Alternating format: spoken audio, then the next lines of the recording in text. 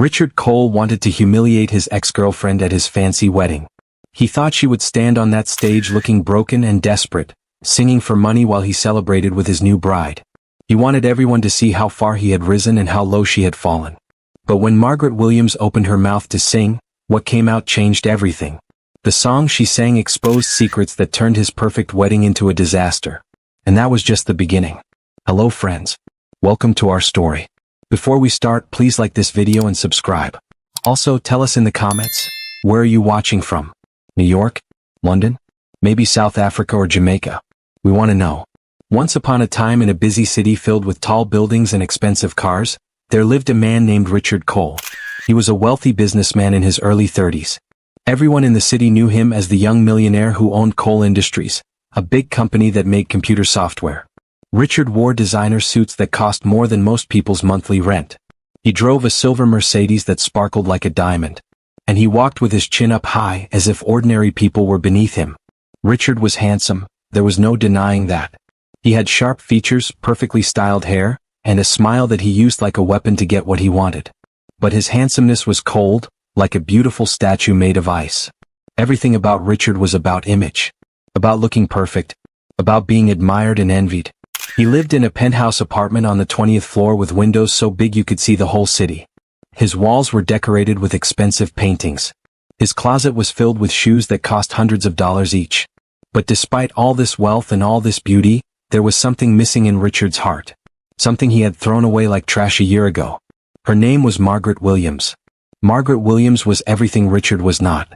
Where he was cold, she was warm. Where he was proud, she was humble. Where he cared about money and status, she cared about kindness and truth. Margaret was a singer with a voice so beautiful it could make you cry. Not because it was perfect like the singers on the radio.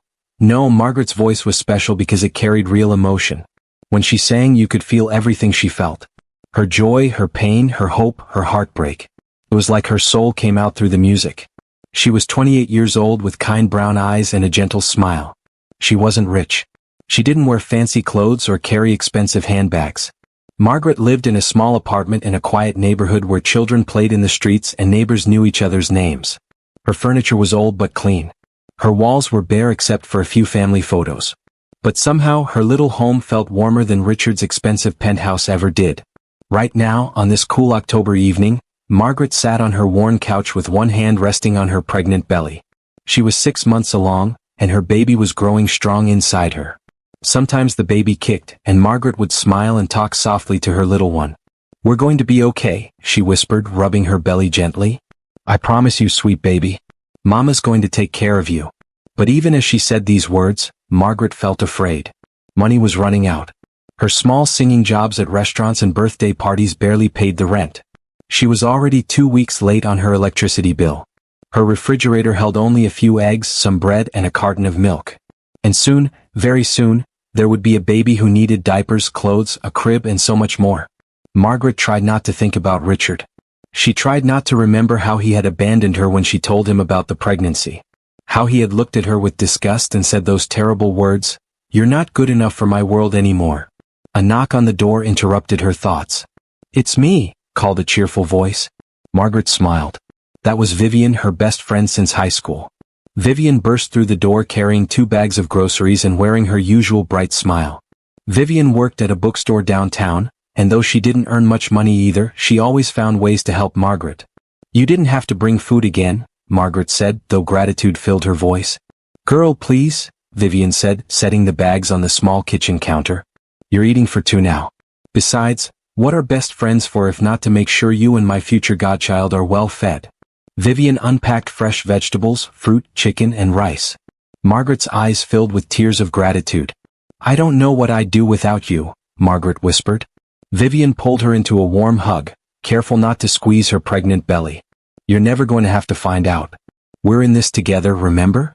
2 days later, Margaret's phone rang while she was washing dishes in her tiny kitchen. She dried her hands and answered. "Hello. Is this Margaret Williams, the singer?"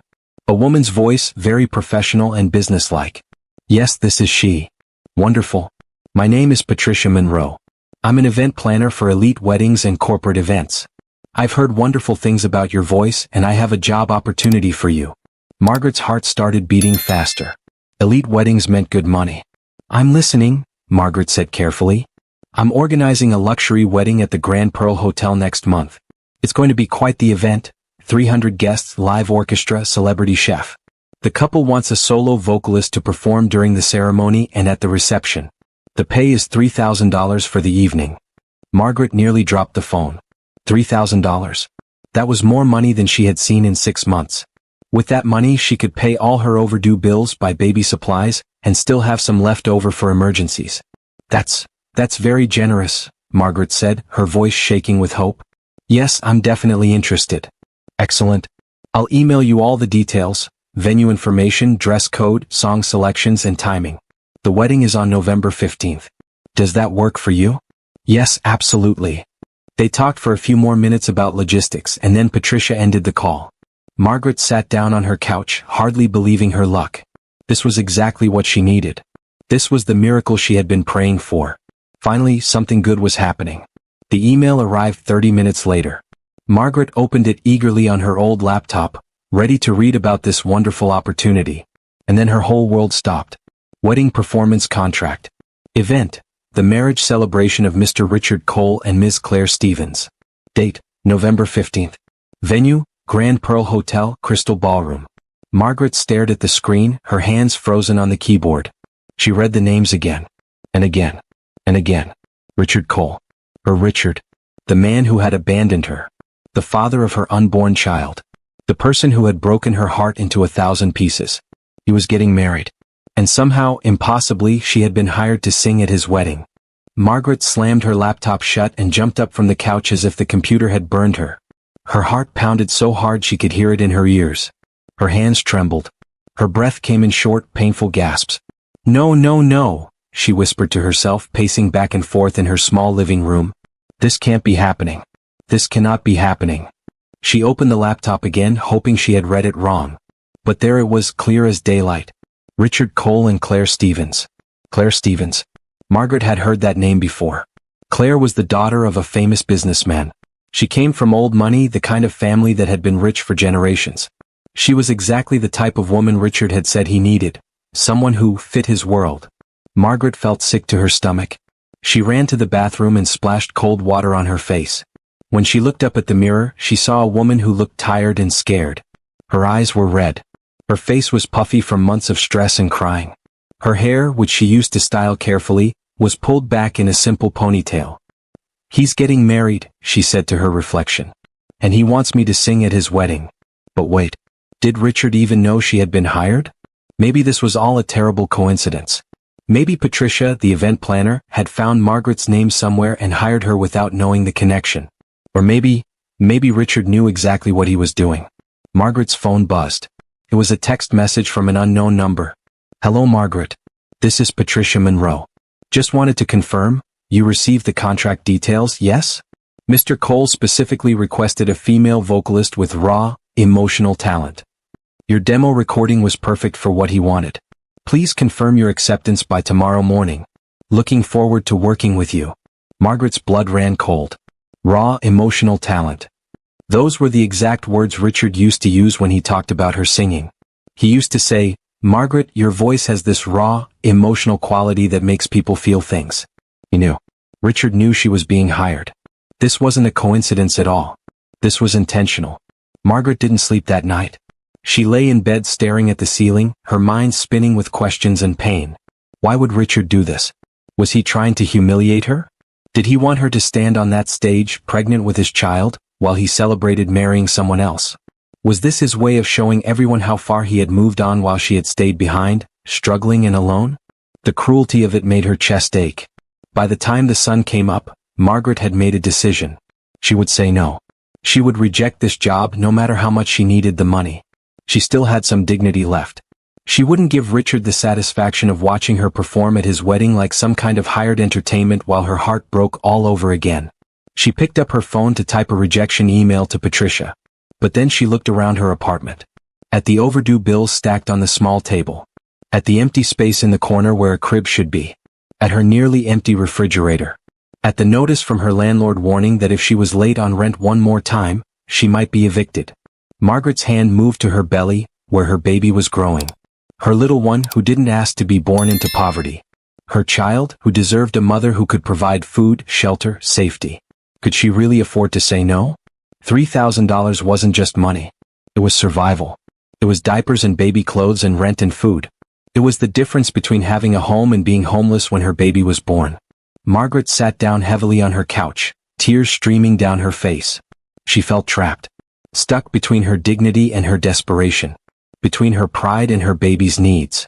What kind of choice was this? That afternoon, Vivian came over after her shift at the bookstore. She took one look at Margaret's tear-stained face and immediately sat down beside her. What happened? Vivian asked, taking Margaret's hand. Margaret told her everything. About the job offer, the money, and the horrible truth that it was Richard's wedding. When she finished, Vivian was quiet for a long moment. Then she said something Margaret didn't expect. You should do it. Margaret looked at her friend in shock. What? Vivian, how can you say that? He abandoned me. He threw me away like garbage. And now he wants me to sing at his wedding? It's humiliation. Only if you let it be, Vivian said firmly. She turned to face Margaret fully, her eyes serious and kind. Listen to me, Margaret. Richard thinks he has power over you. He thinks hiring you for his wedding will make you look small and him look big. He thinks you'll stand up there feeling ashamed and broken while he looks like a king. Exactly. Margaret said. That's exactly why I can't do it. But what if you flip the script? Vivian continued. What if you take his trap and turn it into your triumph? You need that money desperately, Margaret. Your baby needs that money. Why should you lose $3,000 just to protect Richard's little game? Margaret wiped her eyes. I don't understand what you're saying. Vivian squeezed her hand. I'm saying, go to that wedding. Take that money. But don't go there as Richard's victim. Go there as Margaret Williams, a talented singer who is doing a professional job. You're not singing for him. You're singing for yourself and for your baby. You're singing because you're a survivor. But everyone will stare at me. They'll whisper about me. They'll know I'm the ex-girlfriend he threw away. Let them whisper, Vivian said with fire in her voice. Let them stare. Because at the end of that night, you'll walk out of there with $3,000 and your head held high. And Richard? Richard will have to watch you stand on that stage, strong and beautiful and unbroken, and he'll realize that he didn't destroy you. He'll realize you're better than he ever deserved. Margaret looked at her friend, seeing the fierce love and loyalty in Vivian's eyes. You really think I can do this? Margaret whispered. I know you can, Vivian said. You're one of the strongest people I know. You've survived heartbreak, poverty, and carrying a baby all alone. Singing at a wedding? That's nothing compared to what you've already survived. That night, Margaret sat at her laptop and opened a reply email to Patricia Monroe. Her fingers hovered over the keyboard for a long time. Finally, she began to type. Dear Patricia, thank you for this opportunity. I accept the job. I will perform at the wedding on November 15th at the Grand Pearl Hotel. Please send me the contract and song list. Sincerely, Margaret Williams. She hit send before she could change her mind. It was done. In less than a month, she would stand on a stage and sing at Richard Cole's wedding. The thought terrified her. But it also lit a small flame of something else deep inside her. Determination. If Richard thought he could humiliate her, he was wrong. If he thought she would crumble under the weight of his cruelty, he didn't know her at all. Margaret Williams would go to that wedding. She would sing. And she would survive. But what Margaret didn't know, what no one knew yet, was that this wedding would change everything. Not just for her, but for Richard, for all his guests, and for everyone who would later watch the video that would spread across the internet like wildfire. Because Margaret had a secret plan forming in her heart. The song. The truth. And a reckoning that was coming. 3 days after Margaret accepted the wedding job, something strange began to happen. Words started flowing through her mind. Lyrics. Melodies. Lines of poetry that appeared in her thoughts while she washed dishes, while she walked to the grocery store, while she lay in bed at night. At first, Margaret tried to ignore them. But the words kept coming, persistent and powerful, like a river that couldn't be stopped. One evening, she sat down at her old keyboard, a gift from her grandmother years ago, and let her fingers find the keys. The melody came easily, hauntingly beautiful and sad. And then the words poured out. You left me standing in the rain. Said I wasn't worth your name. But love stayed when you walked away. Love stayed, love stayed. Margaret's voice cracked as she sang. Tears rolled down her cheeks, but she kept going. You wanted gold, you wanted fame. But threw away what had no price. A heart that loved you without shame. A love that needed no disguise. The song was raw and honest. It told the story of abandonment and pain, but also of survival and strength.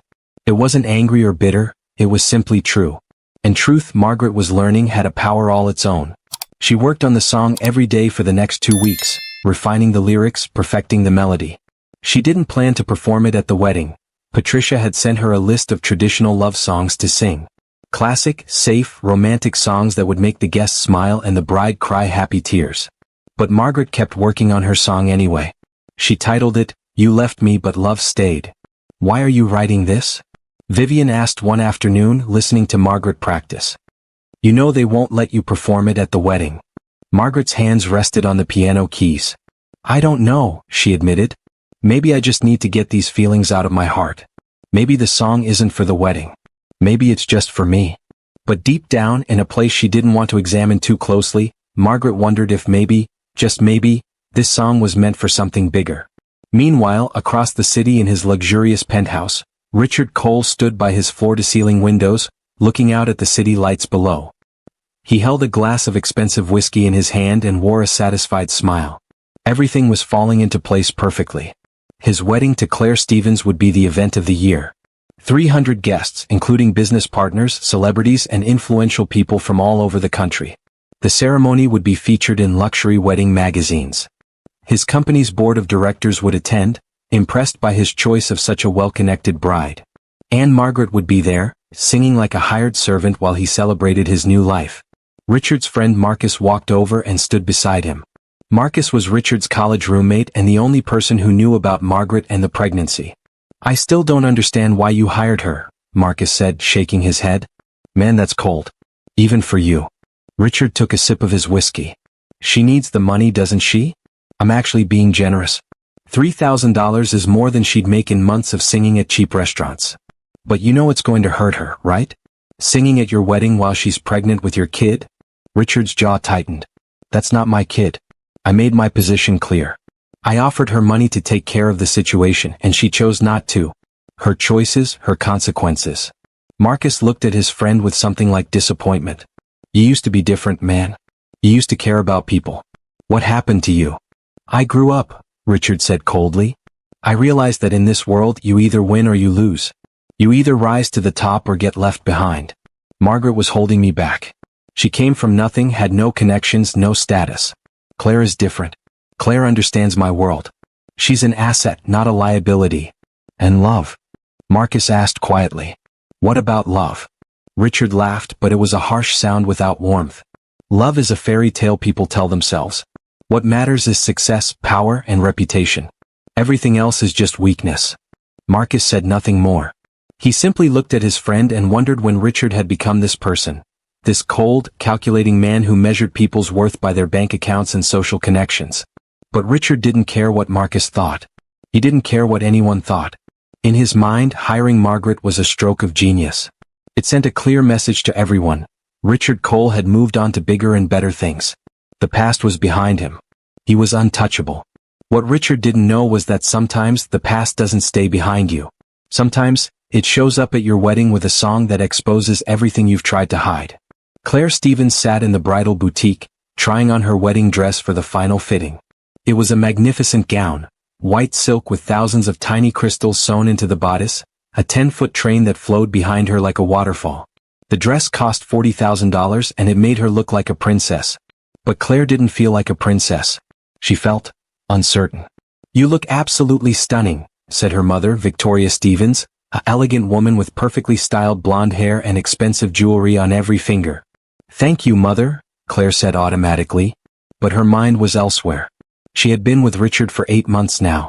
They met at a charity gala, and he had pursued her aggressively, expensive dates, lavish gifts, constant attention. Her parents approved of him immediately. Richard was successful, ambitious, and came from a good family. He was exactly the type of man they had always wanted for their daughter. But lately Claire had started noticing things. The way Richard's eyes were always calculating, always measuring. How he never talked about feelings, only about achievements and goals. How their conversations were about business connections and social events, never about dreams or fears or the things that made them truly human. "Mother," Claire said carefully as the seamstress adjusted her hem, "do you think Richard really loves me?" Victoria looked up from her phone, surprised. What kind of question is that? Of course he loves you. Look at this wedding he's planning. The Grand Pearl Hotel, 300 guests, a performance by a live vocalist. He's sparing no expense. But that's just it, Claire said softly. It's all about the image, the show. Sometimes I wonder if he's marrying me because he loves me, or because I'm the right choice for his career. Her mother's face hardened. Claire Elizabeth Stevens, you listen to me. Love is a luxury. What you need is stability, partnership, and respect. Richard can provide all of that. He comes from a good family, he's wildly successful, and he chose you out of all the women in this city. Don't throw that away because of some silly romantic notion. Claire looked at herself in the mirror. In the beautiful dress, she looked like everything she was supposed to be, elegant, perfect, enviable. But inside she felt empty. Still, the wedding was 3 weeks away. Invitations had been sent. Deposits had been paid. Her parents were proud. Her friends were jealous. Everything was in motion. There was no turning back now. What Claire didn't know was that in 3 weeks, standing at the altar, she would discover truths about the man she was about to marry. And those truths would shatter everything. As November 15th drew closer, Margaret went through a transformation. At first it was small things. She started taking better care of herself, eating healthier, taking walks in the park, practicing her vocal exercises every day. Then something bigger shifted inside her. She stopped feeling like a victim and started feeling like a warrior. Vivian noticed the change.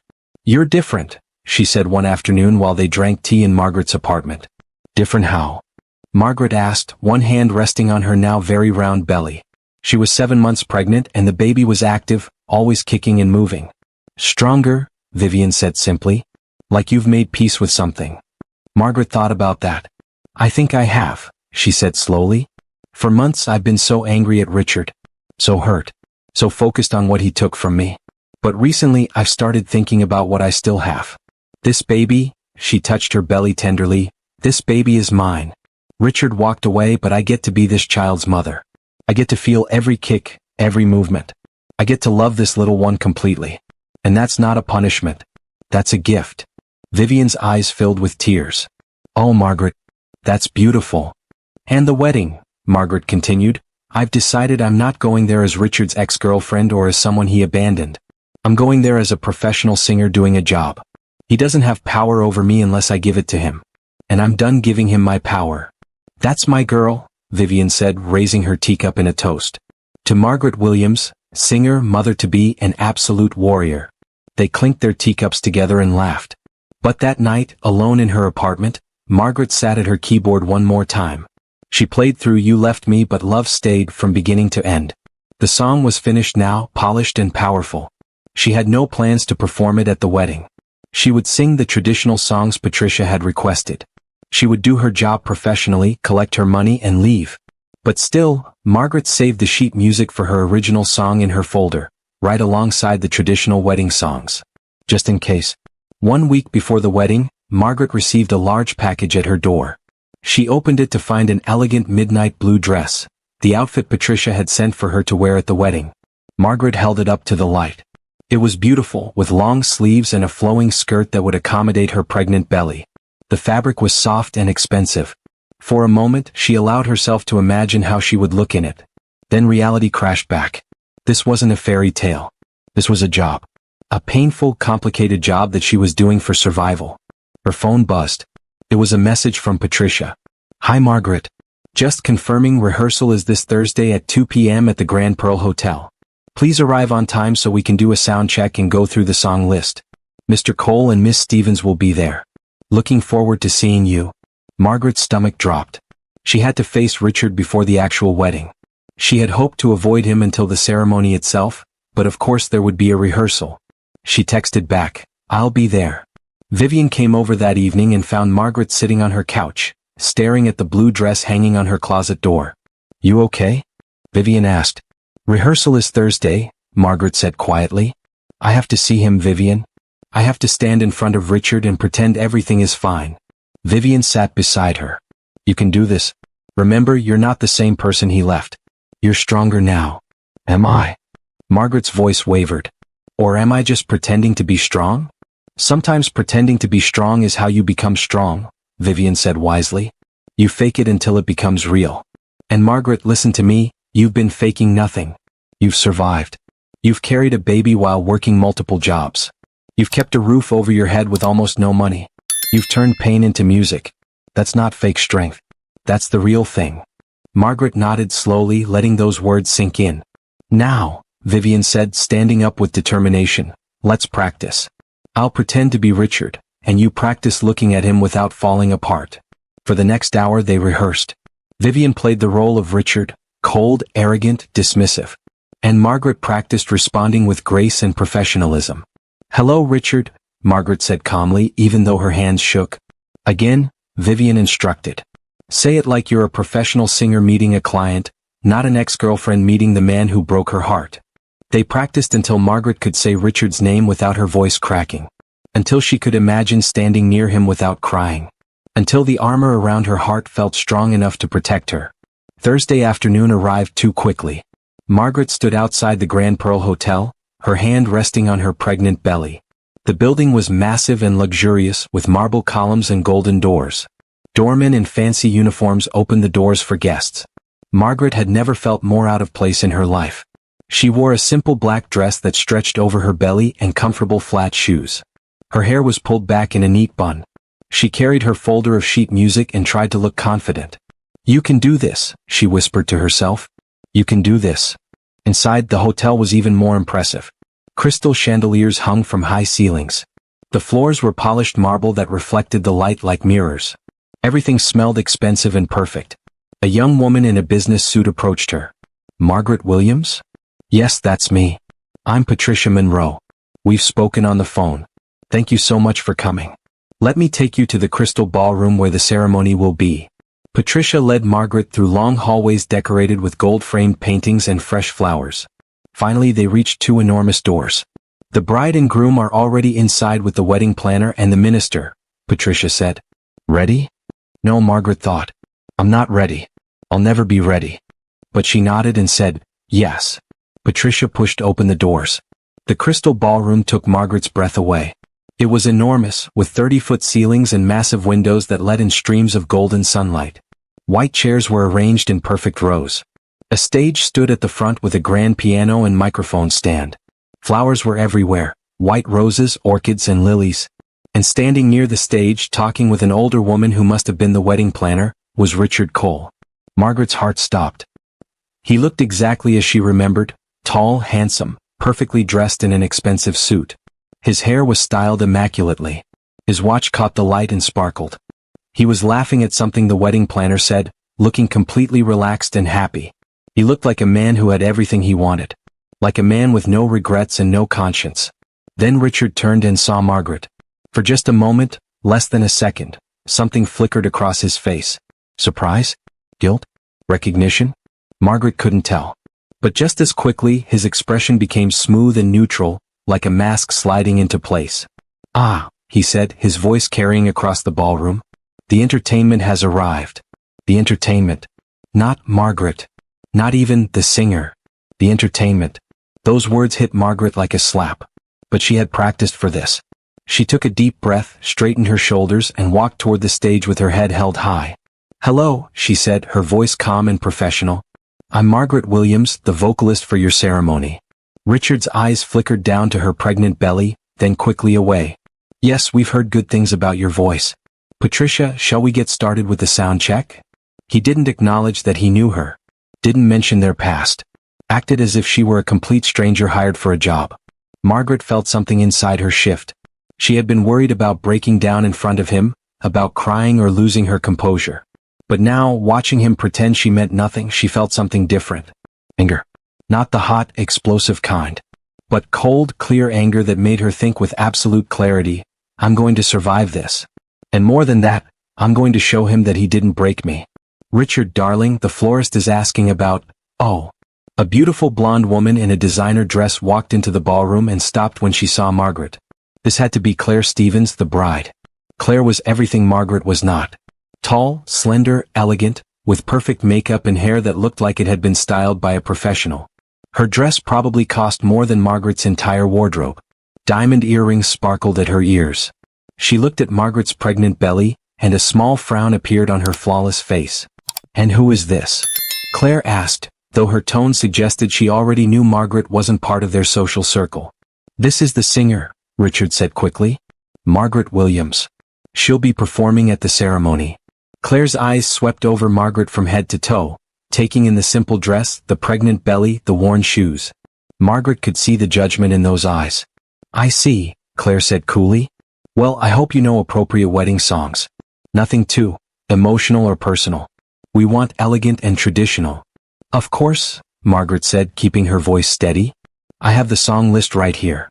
She held up her folder. Patricia jumped in cheerfully. "Margaret comes highly recommended. Her voice is absolutely beautiful. Shall we do a sound check?" For the next 30 minutes, Margaret sang through the traditional wedding songs while a sound technician adjusted the microphone levels. She sang Ave Maria, and the wedding song, and At Last. Her voice filled the enormous ballroom, rich and pure and heartbreakingly beautiful. Despite herself, Claire looked impressed. Even Richard, standing with his arms crossed at the back of the room, seemed to be listening carefully. When Margaret finished, there was a moment of silence. Then Patricia started clapping. "Wonderful. Just wonderful. You're going to be perfect." Richard walked toward the stage, his face unreadable. He stopped a few feet away from Margaret and looked at her directly for the first time. "Your voice is still good," he said quietly so only she could hear. "I'm glad you're able to work. I'm sure you need the money." The cruelty in those words, masked as concern, made Margaret's hands clench. But she smiled sweetly and said just as quietly, "Thank you for the opportunity, Mr. Cole. I'm very grateful." She emphasized Mr. Cole, making it clear she was treating him as a stranger, a client, nothing more. Something flashed in Richard's eyes. Was it annoyance? But he turned away without another word. After the rehearsal ended, Margaret gathered her sheet music and headed toward the exit. Her heart was pounding and she felt exhausted, but she had done it. She had survived seeing Richard without falling apart.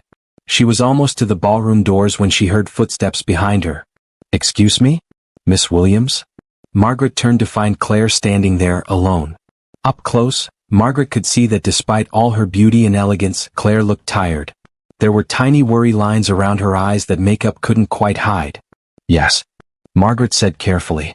Claire hesitated as if choosing her words carefully. "Your voice really is remarkable. Where did you train?" "I didn't go to a fancy music school if that's what you're asking," Margaret said, trying not to sound defensive. "I learned from my grandmother and from singing in church." "I wasn't trying to insult you," Claire said softly. "I genuinely meant it as a compliment. There's something in your voice, something real and raw that trained singers sometimes lose." Margaret didn't know what to say to that. Claire looked down at Margaret's pregnant belly. "When are you due?" "February," Margaret answered. "You're first." "Yes." An awkward silence fell between them. Then Claire said something unexpected. "Can I ask you something? And please be honest." Margaret's heart started racing. "Okay." Claire's perfect composure cracked just slightly. Do you think Richard is a good man?" The question hung in the air between them like a bomb waiting to explode. Margaret stared at Claire, completely shocked by the question. Her mind raced. What should she say? Should she tell this woman the truth, that Richard was the father of her baby? That he had abandoned her when she needed him most? That he was cruel and selfish and cared only about money and status? But looking at Claire's face, Margaret saw something she hadn't expected. Doubt. Fear. And underneath all that expensive makeup and perfect hair, a woman who was already questioning her own choice.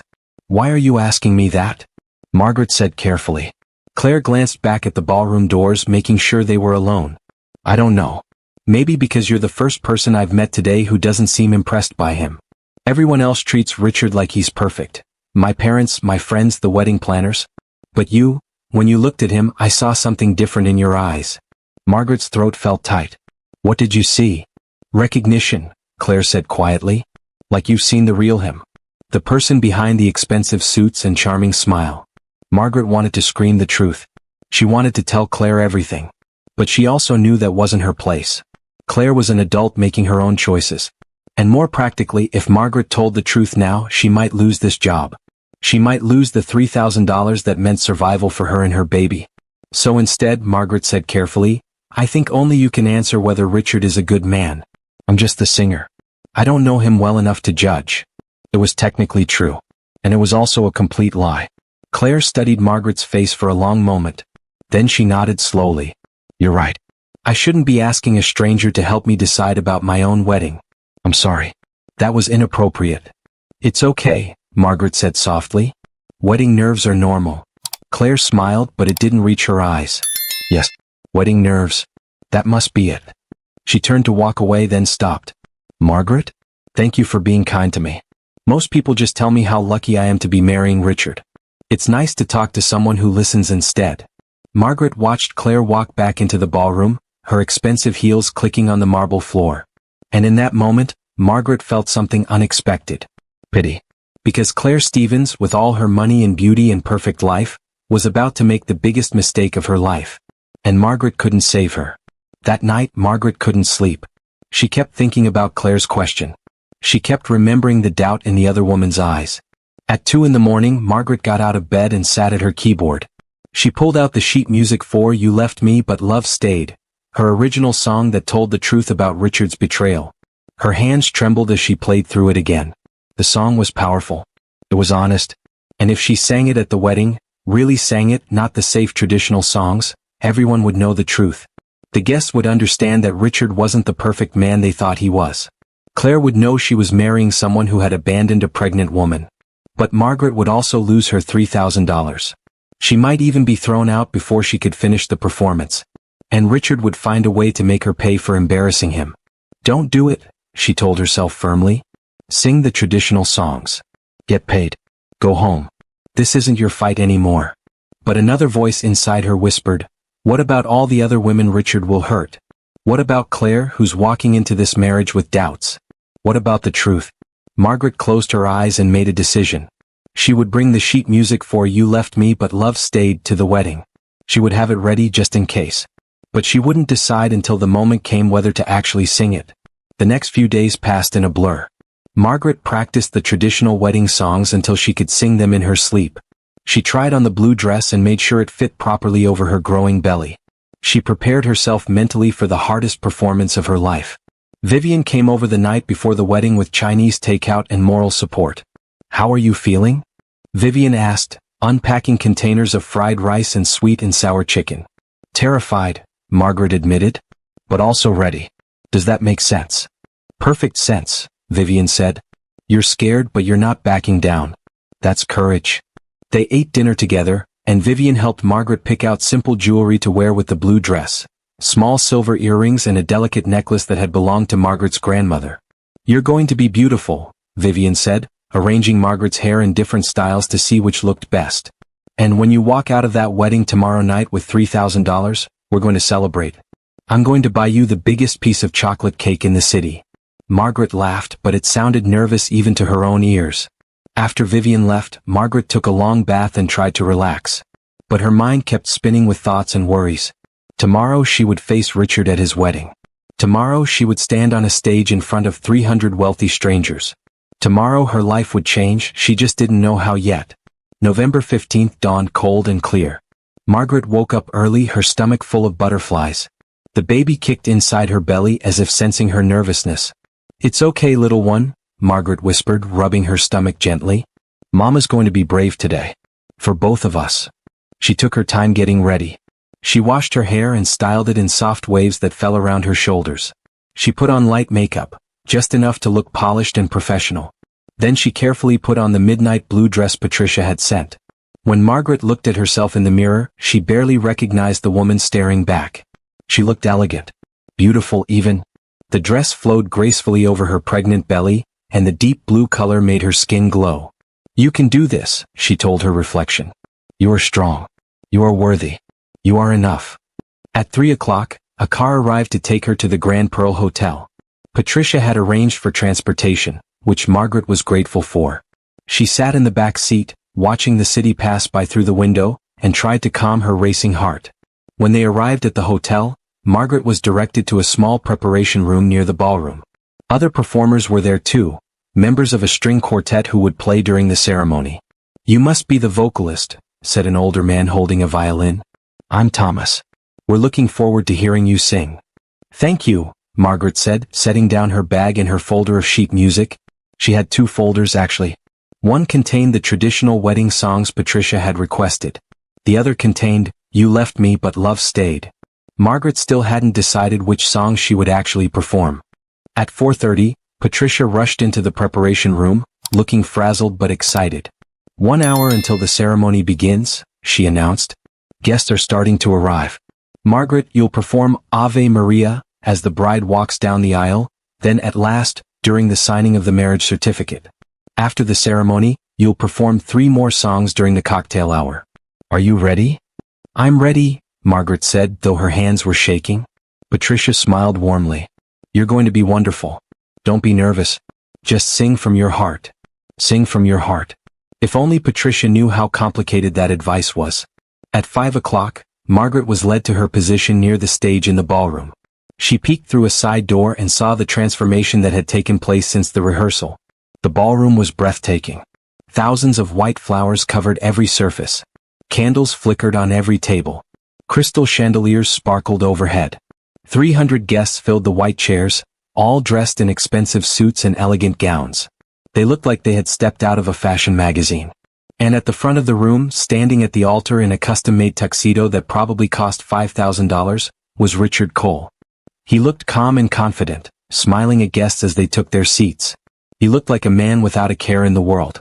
Like a man who had never hurt anyone. Like a man who deserved all this happiness. Margaret felt her anger rising again, that cold, clear fury that made her see everything with perfect clarity. 5 minutes, Patricia whispered to Margaret. The bride is ready. Take your position on stage. Margaret's heart hammered in her chest as she walked onto the stage. 300 faces turned to look at her. She heard whispers. Who's that? The singer, I think. She's pregnant. How unusual. Margaret sat down on the small stool beside the microphone. The string quartet took their positions. Everything was ready. And then, through the back doors of the ballroom, Claire Stevens appeared in her $40,000 wedding dress. She looked like a princess from a fairy tale, beautiful, elegant, perfect. But Margaret saw what others might have missed. Claire's smile was nervous. Her eyes were uncertain. Her hand trembled slightly as she held her father's arm. This was a woman having doubts. A woman walking toward a future she wasn't sure she wanted. The music began. The guests stood. Claire started her slow walk down the aisle. And Margaret realized with absolute certainty what she had to do. Margaret's hands gripped the microphone as Claire began her slow walk down the aisle. The string quartet played softly, and Margaret began to sing Ave Maria as planned. Her voice filled the enormous ballroom, pure and beautiful. The Latin words flowed from her lips like water, and the guests sat mesmerized. Some people closed their eyes to listen better. Others wiped tears from their faces. Margaret watched Claire walk toward Richard step by step. She watched Richard's face as he saw his bride approaching, and Margaret noticed something important. Richard wasn't looking at Claire with love. He was looking at her with satisfaction. Like a man who had just closed a successful business deal. The song ended as Claire reached the altar. The guests sat down and the minister began speaking. Dearly beloved, we are gathered here today to witness the union of Richard Cole and Claire Stevens in holy matrimony. Margaret sat quietly on her stool, waiting for her next cue. But her mind was racing. In her folder on her lap, she had 2 sets of sheet music. The safe choice and the dangerous truth. The ceremony continued.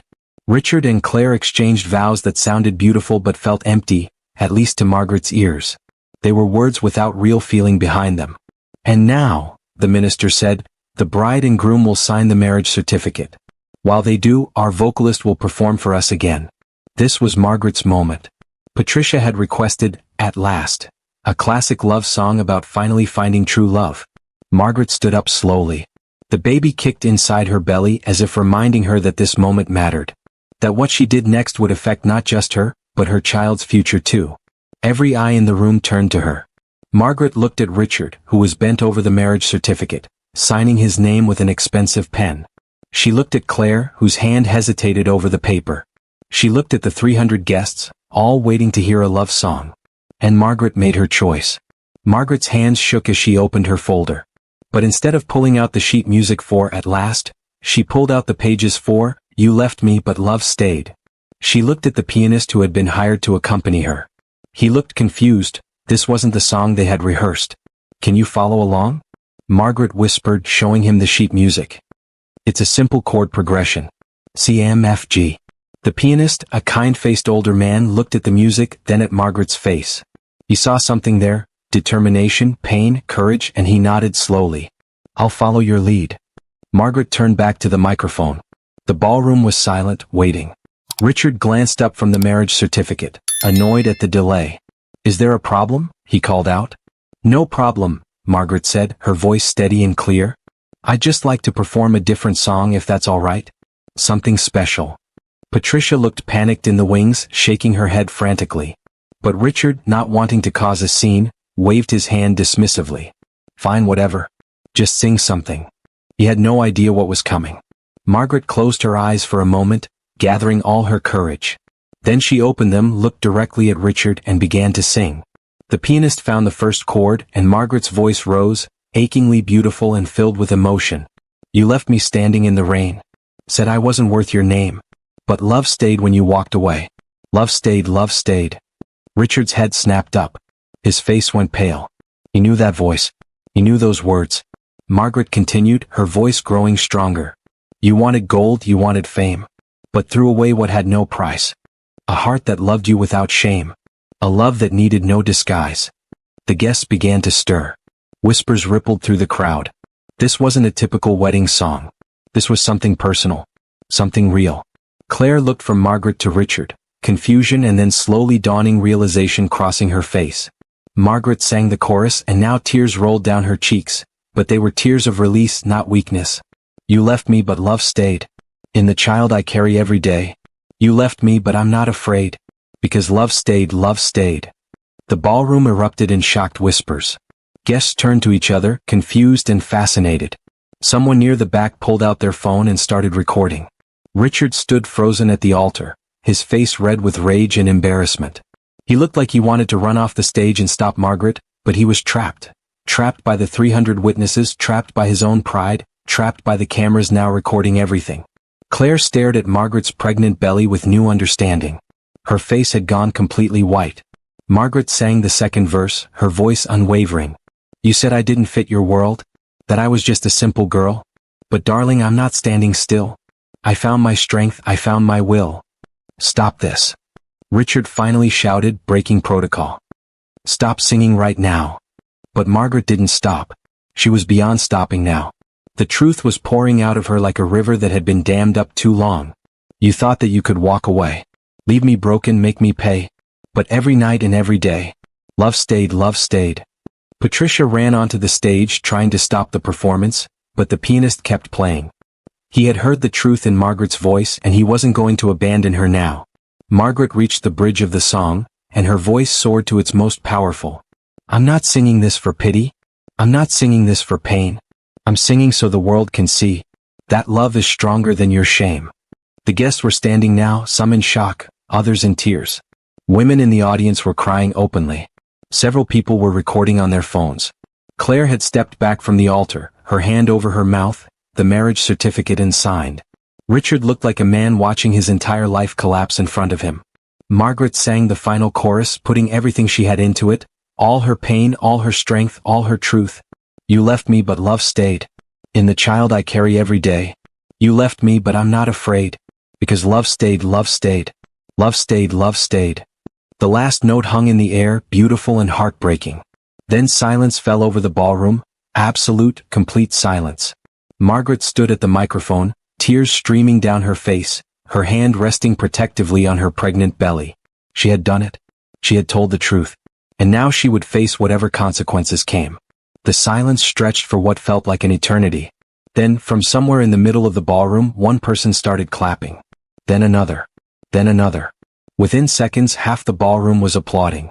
Not polite wedding applause, but real, emotional, powerful applause. Some people were crying as they clapped. Others were shouting words of encouragement. Brave. Beautiful. Tell your truth, sister. Richard stood at the altar, his face a mask of fury and humiliation. He pointed at Margaret with a shaking finger. You had no right. This is my wedding. My day. How dare you? But his words were drowned out by the applause and the chaos that had erupted in the ballroom. Claire turned to Richard, her voice icy and controlled despite her tears. That baby she's carrying. Is it yours? Richard opened his mouth then closed it. The guilt on his face was answer enough. Is yours? Claire repeated, her voice rising. Claire, listen to me. Richard reached for her, but she stepped back sharply. Don't touch me, she said, her voice breaking. You told me you'd never been in love before. You told me I was your first real relationship. You lied to me. She was nothing. Richard shouted, losing his composure completely. She was just a girlfriend from before I became successful. She didn't matter. Those words, she didn't matter, hung in the air like poison. Margaret felt something inside her break and heal at the same time. Because now everyone could see who Richard really was. The mask had fallen completely away. Claire looked at Richard like she was seeing him for the first time. Really seeing him, not the charming businessman, not the successful millionaire, but the cruel, selfish man underneath. You got her pregnant and abandoned her, Claire said slowly, as if testing the words. And then you hired her to sing at our wedding. What kind of person does that? Claire, you're overreacting, Richard tried, but his voice sounded desperate now. Overreacting? Claire's laugh was bitter. I'm standing at the altar about to marry a man who treats women like they're disposable, who abandons pregnant girlfriends, who lies and manipulates and cares only about his image. She looked down at the unsigned marriage certificate. I was having doubts all week, and now I know why. She picked up the expensive pen, the one Richard had used to sign the certificate, and dropped it on the floor. I'm not signing this, Claire said clearly. This wedding is over. The ballroom erupted in gasps and shouts. Richard's face went from red to purple with rage. You can't do this, he shouted at Claire. Think about what you're throwing away. Think about our families, our plans, everything you wanted, Claire corrected him coldly. I'm done being a trophy wife for a man who doesn't know how to love. She turned to Margaret, still standing on the stage. Thank you for your honesty. You saved me from making the biggest mistake of my life. Then Claire gathered up her expensive wedding dress and walked down the aisle, away from Richard, away from the altar, away from a marriage that would have destroyed her. Her mother ran after her, crying out in protest about the scandal, the embarrassment, what people would think. But Claire kept walking and she didn't look back. The ballroom descended into chaos. Guests were standing, talking loudly, some rushing toward the exits, others clustering in groups to gossip about what they had just witnessed. Phones were everywhere, recording, photographing, texting, posting. Richard stood alone at the altar, abandoned by his bride, exposed in front of everyone who mattered in his business and social world. His carefully constructed image was crumbling like a sandcastle hit by a wave. Security guards appeared, along with hotel management, trying to restore order. Patricia, the event planner, looked like she might faint. The minister quietly slipped away, clearly wanting no part of the drama. Margaret remained on the stage, frozen. The adrenaline that had carried her through the performance was fading, and now reality was crashing in. What had she done? She had just destroyed a wedding in front of 300 people. Richard's eyes locked on Margaret, and the hatred in them made her take a step back. He started moving toward the stage, his fists clenched. You, he hissed, pointing at her. You ruined everything. You vindictive, selfish. But before he could reach Margaret, someone stepped between them. It was Marcus, Richard's friend from earlier. The one who had questioned Richard's decision to hire Margaret. That's enough, Richard, Marcus said firmly. Walk away. Don't make this worse than it already is. She destroyed my wedding. Richard shouted, his voice cracking. She humiliated me in front of everyone. No, said a voice from the crowd. An older woman in an elegant dress stepped forward. You humiliated yourself. That young woman simply told the truth. And we all saw how you reacted, with anger and excuses, not remorse. Other guests murmured in agreement. Margaret realized with surprise that most of the people weren't angry at her. They were angry at Richard.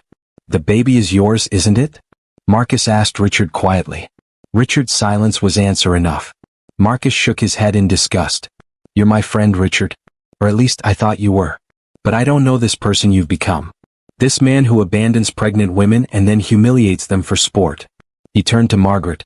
Miss Williams, I'm sorry for what you've been through. Margaret couldn't speak. Tears were streaming down her face, and she felt overwhelmed by everything that had just happened. Everyone, please give the young lady some space, said a commanding voice. A distinguished-looking man in his 60s pushed through the crowd. He wore an expensive suit and carried himself with authority. Margaret didn't know who he was, but clearly everyone else did. The guests stepped back respectfully. The man climbed onto the stage and stood beside Margaret. That was the bravest thing I've seen in a long time, he said quietly to her. Then he turned to address the crowd. I'm Robert Harrison, for those who don't know me. I'm on the board of directors at Cole Industries. Richard's face went even paler. I came to this wedding to celebrate what I thought was a union between two good people, Mr. Harrison continued. Instead, I witnessed something far more valuable, the truth. This young woman showed more courage and integrity in 5 minutes than many of us show in a lifetime. He looked directly at Richard. Richard Cole, as of this moment, I'm calling for an emergency board meeting to discuss your position as CEO. A man who treats people this way, who lies and manipulates and shows no remorse, that's not someone who should be leading our company. Murmurs of agreement rippled through the crowd. Several other board members nodded. Richard looked like he'd been struck. You can't do this to me. I built that company. I made it what it is today. And you may have just destroyed it with your behavior, Mr. Harrison said coldly. Character matters, Richard. And today, everyone here saw your true character. Mr. Harrison turned back to Margaret. Miss Williams, I believe you were promised payment for your performance today. I'll personally ensure you receive it, along with a substantial bonus for your courage. He pulled out his wallet and handed Margaret a business card. Please contact my office. And if you're interested, I know several reputable venues and events that would be honored to have a singer of your caliber and integrity. Margaret took the card with shaking hands. Thank you, she whispered. No, thank you, Mr. Harrison said. You reminded us all that truth and courage still matter. Patricia approached the stage cautiously, looking torn between professional duty and genuine concern. Margaret, I don't know what to say. I had no idea about your history with Mr. Cole. If I had known. It's not your fault, Margaret said quietly. You were just doing your job. Still, I feel terrible. Patricia glanced at Richard, who was now surrounded by angry board members and disappointed guests. For what it's worth, what you did took incredible courage. And your voice, your song, it was the most powerful thing I've ever heard at a wedding. Margaret managed a weak smile. I should probably leave now. Let me help you, Patricia said. Come on, I'll take you out the back way to avoid the crowd. As Patricia led Margaret off the stage and toward a side exit, several guests stopped her. You were amazing. That song was beautiful. Thank you for your honesty. Where can we hear more of your music? Margaret was overwhelmed. She had expected anger and judgment. Instead, people were treating her like a hero. A young woman in her 20s grabbed Margaret's hand as she passed. Thank you, the woman said, tears in her eyes. My ex did something similar to me, abandoned me when things got hard. Seeing you stand up for yourself, it helped me. It really helped me. Margaret squeezed the woman's hand. You're stronger than you know, she told her. As they reached the back exit, Margaret heard Richard's voice one last time shouting across the ballroom, You'll regret this. I'll make sure no one ever hires you again. You'll be sorry you ever. But his threats were drowned out by the voices of people defending Margaret, telling Richard to be quiet, to take responsibility, to grow up. Patricia opened the back door and cool evening air rushed in. I've called a car for you, she said. It should be here any minute. Thank you, Margaret said. For everything. Patricia hesitated, then pulled an envelope from her bag. This is your payment. $3,000 as promised. Mr. Harrison also added a $2,000 bonus. She pressed the envelope into Margaret's hands. You earned every penny and more. $5,000. Margaret stared at the envelope, hardly believing it.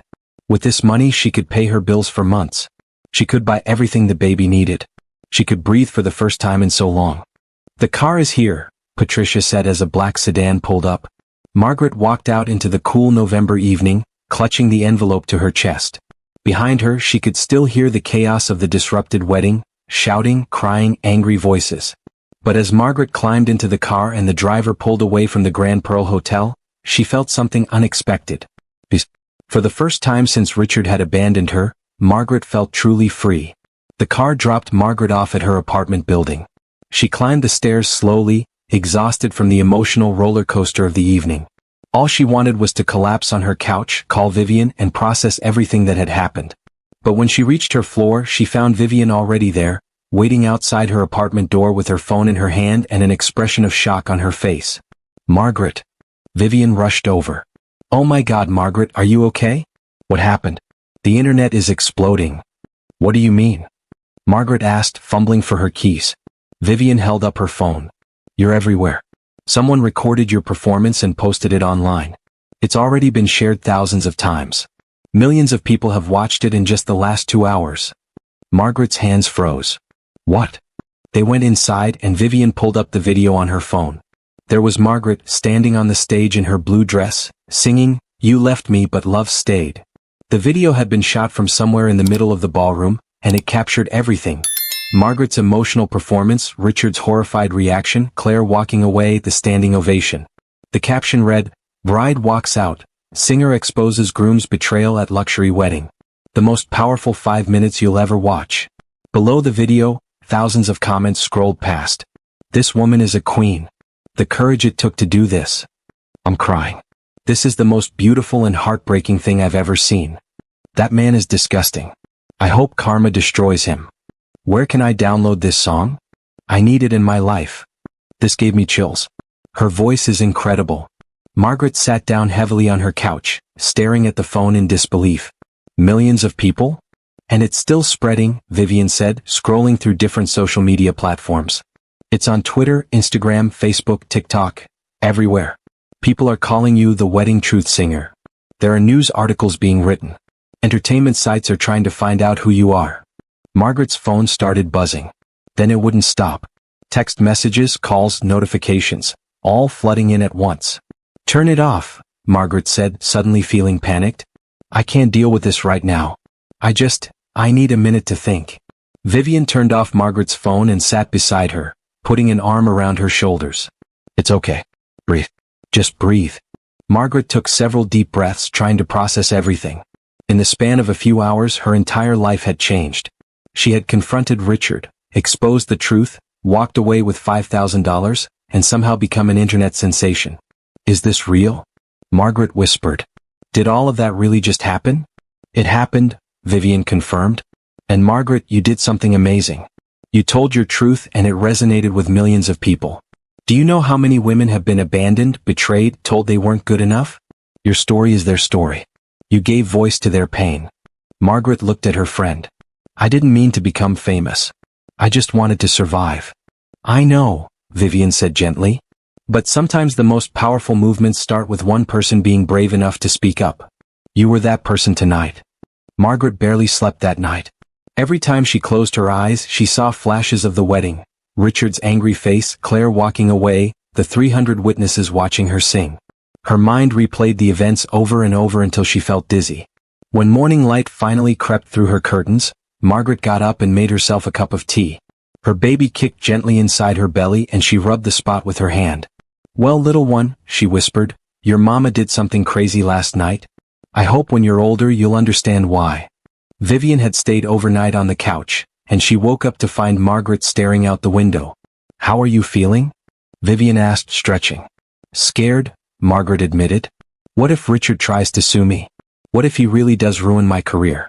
What if—" "Stop," Vivian said firmly. "You can't live in what if. Let's focus on what is. You have $5,000. You told the truth. And the whole world is on your side."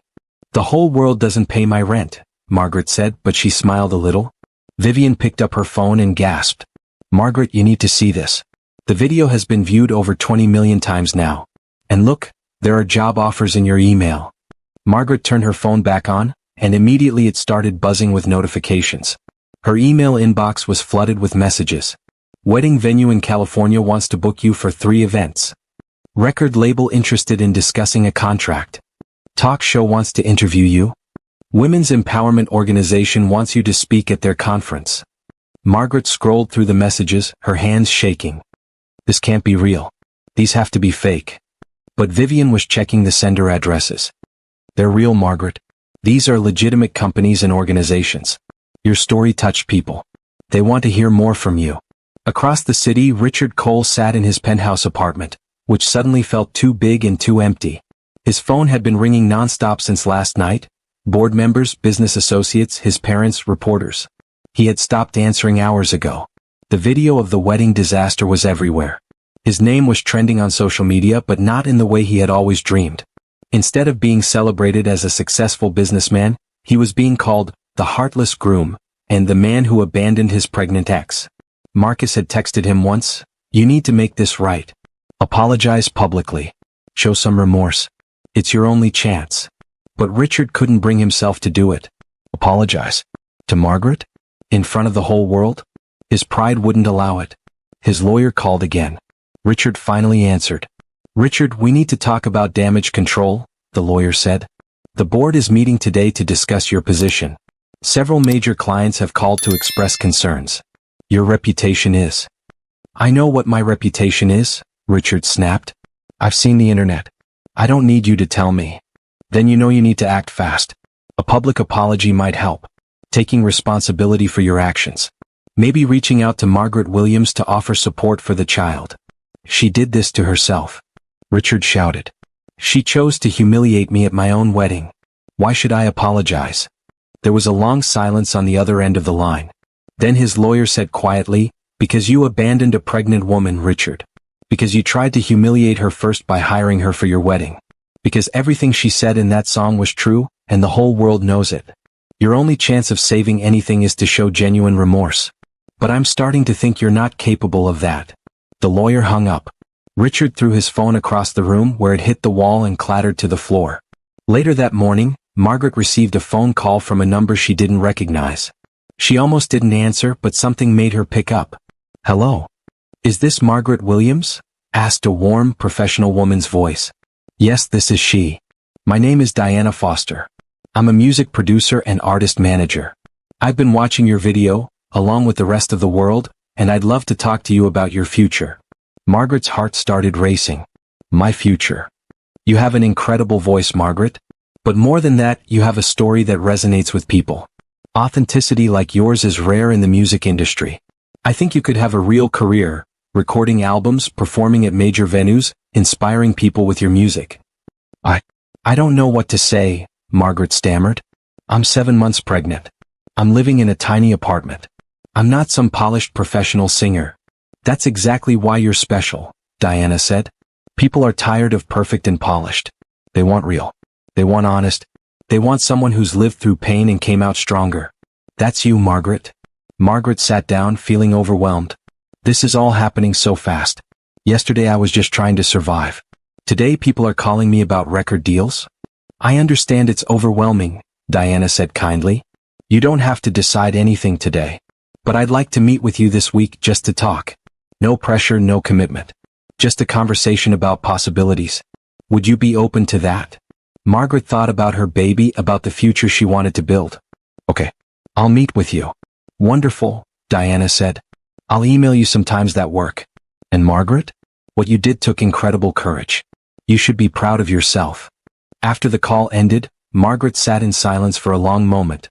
Vivian watched her carefully. "What are you thinking?" "I'm thinking," Margaret said slowly, "that maybe something good can come from all this pain.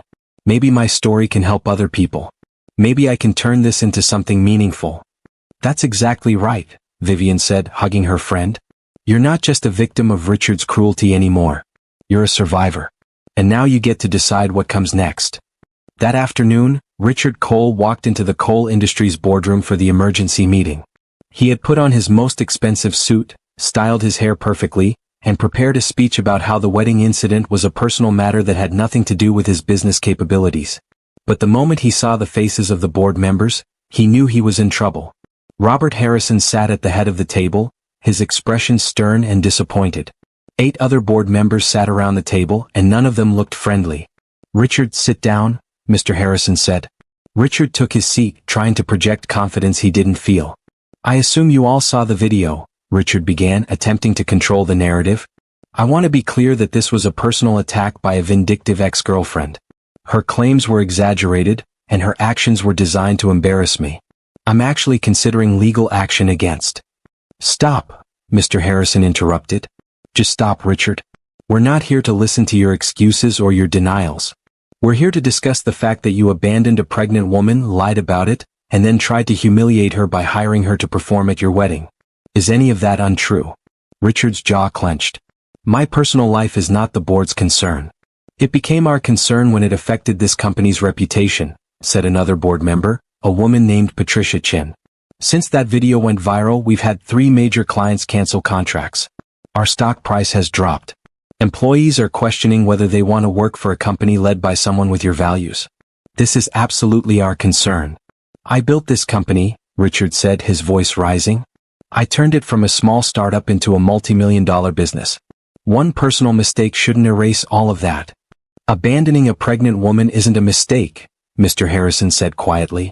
It's a character flaw. And character matters, Richard. Leadership isn't just about profits and growth. It's about integrity, about how you treat people when no one's watching. You failed that test spectacularly. Richard looked around the table, seeing the same judgment on every face. So what are you saying? You're firing me? From my own company? The company hasn't been yours since you took it public and brought on investors, Patricia Chin reminded him. You're the CEO, but you serve at the pleasure of this board. And right now we're not pleased. Mr. Harrison pulled out a document. We're offering you two options, Richard. Option 1. You resign as CEO effective immediately. You'll receive a severance package and remain a shareholder, but you'll have no leadership role. Option 2. We terminate you for cause based on your behavior bringing disrepute to the company. You'll receive no severance and potentially face legal action. Richard felt like the floor was dropping out from under him. You can't do this to me. We can and we are, Mr. Harrison said. You have 24 hours to decide which option you prefer. But either way, your time as CEO of Coal Industries is over. 3 days after the wedding disaster, Margaret received a call that would change everything even more. Miss Williams, this is Rebecca Zhang from The Morning Voice talk show. We'd love to have you as a guest to tell your story in your own words. We want to give you a platform to speak your truth. Margaret hesitated. The video had already exposed so much of her private life. Did she really want to sit on national television and talk about the most painful period of her life? I don't know, Margaret said. I'm not looking for fame or attention. I just wanted to survive. I understand, Rebecca said gently. But here's the thing, Margaret. Your story is already out there, and right now, other people are controlling the narrative. Reporters are digging into your past, into Richard's past, making assumptions and spreading rumors. Wouldn't you rather tell your own story in your own words so people hear the truth directly from you? Margaret thought about that. Rebecca was right.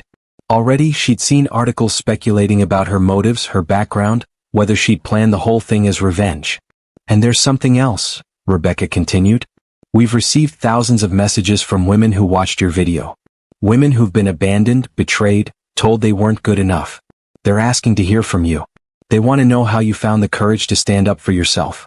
Your voice could help so many people, Margaret. Margaret looked down at her pregnant belly. Her baby was moving, doing little flips and kicks. In a few months, this child would be born. And Margaret wanted her child to grow up knowing that their mother was brave, that she spoke the truth even when it was hard. Okay, Margaret said. I'll do the interview. Wonderful. We'll send a car for you tomorrow at 9 a.m. And Margaret? Thank you for trusting us with your story. That evening, Vivian came over to help Margaret prepare for the interview. They went through Margaret's small closet, looking for something appropriate to wear on national television. Everything is either too casual or doesn't fit over my belly anymore, Margaret said, frustrated.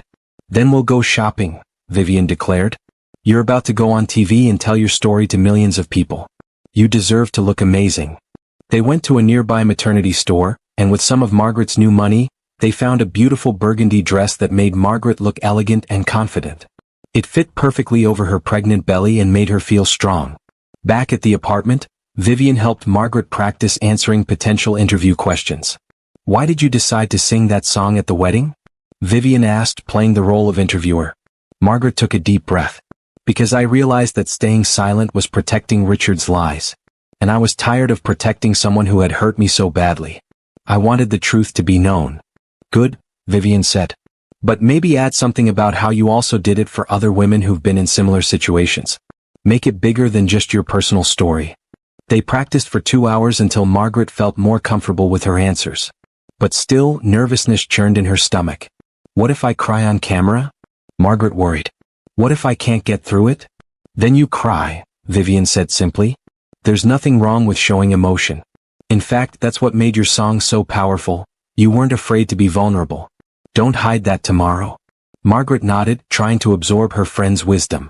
And remember, Vivian added, squeezing Margaret's hand, you're not just speaking for yourself tomorrow. You're speaking for every woman who's ever been abandoned, betrayed, or told she wasn't enough. That's a powerful responsibility, but you're strong enough to handle it. The next morning, a sleek black car picked up Margaret and drove her to the television studio. Margaret had never been inside a TV studio before, and everything felt overwhelming.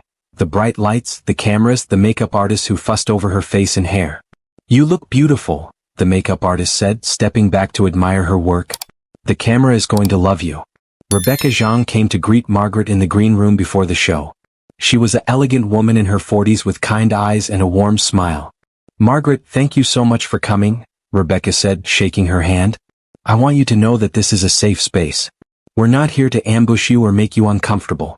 We simply want to hear your story. If at any point you need to stop or take a break, just say so. Okay?" Margaret nodded, feeling slightly less nervous. "We're going to talk about your relationship with Richard, the pregnancy, the wedding, and what you've been going through since the video went viral," Rebecca explained. "Just speak from your heart and be honest. That's all you need to do." A production assistant knocked on the door. 5 minutes to air. Margaret's heart started pounding. This was really happening. In 5 minutes, she would walk onto that stage and share her story with millions of people. "You've got this," Rebecca said, giving Margaret's hand a reassuring squeeze. "Just remember, you're already the bravest woman I've met this year.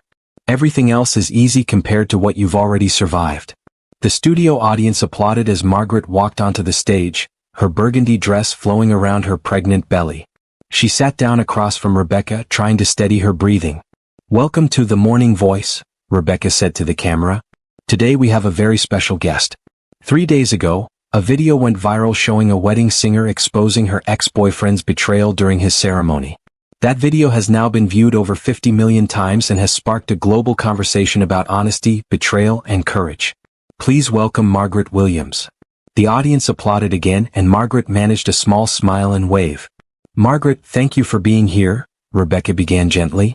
"I know this hasn't been an easy week for you. How are you doing?" Margaret took a breath. "Honestly, I'm overwhelmed. A week ago, I was just trying to pay my rent and prepare for my baby. Now my face is all over the internet and I'm sitting on your show. It's a lot to process." "Let's start at the beginning," Rebecca said. "Tell us about your relationship with Richard Cole. How did you two meet?" Margaret settled into her chair and began to tell the story. She talked about meeting Richard 2 years ago, about their relationship, about how charming and attentive he had been at first. "When did things change?" Rebecca asked. "When I got pregnant," Margaret said, her voice soft but steady. "I thought Richard would be happy or at least supportive. But instead, he looked at me like I had just ruined his life. He told me I wasn't the right fit for his world anymore. That I came from the wrong background. That I didn't have the right connections or status." "He abandoned you because you weren't wealthy or well-connected enough?" Rebecca asked, her voice filled with disbelief. "Basically, yes," Margaret said. "He said he needed someone who understood his world. Someone who could help his career and his image. I was just a singer from a regular family, so I wasn't good enough anymore." The audience murmured with sympathy and anger. "And then what happened?" Rebecca prompted. "He left," Margaret said simply. "He threw some money on the table and walked out of my life. I didn't hear from him again until 6 months later, when I was hired to sing at his wedding. Though I didn't know it was his wedding until I saw his name on the contract." Rebecca leaned forward. "Wait, you didn't know you were hired to perform at your ex-boyfriend's wedding until you'd already accepted the job?" "That's right," Margaret confirmed. "When I saw his name I felt sick.